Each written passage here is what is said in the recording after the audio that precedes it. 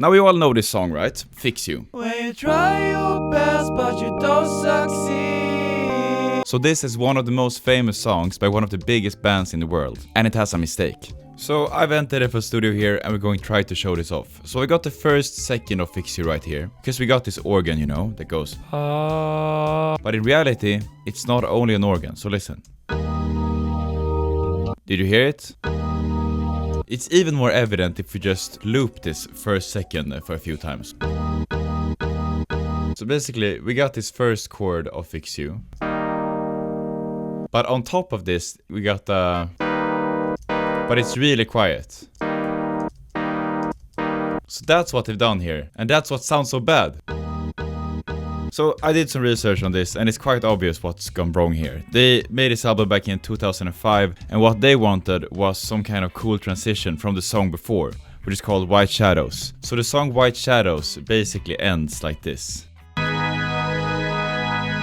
So that organ kind of swells and eventually ends with a reverb that clings over to Fix You. But the problem is, even though they're both organs, they're in different keys. It's like not meant for a transition.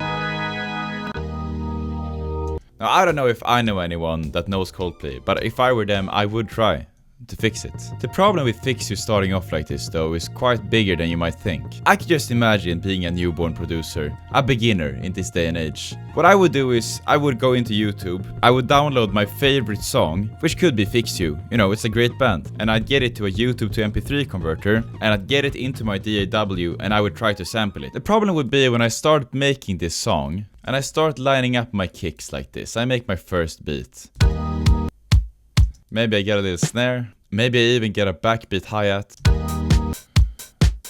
And me being a beginner producer in this case, in this scenario, I would be really excited here. Because I got a beat going. And then I get to sampling. And I make some kind of backbeat rhythm with it. And this is where the non-magic would happen.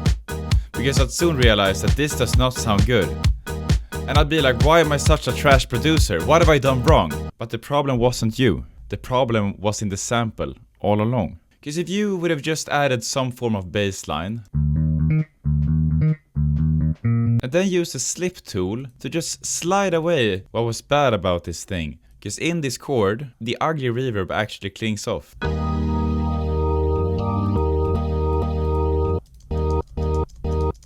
That part. And just like that, using the slip tool, we will just slip all this until it sounds good.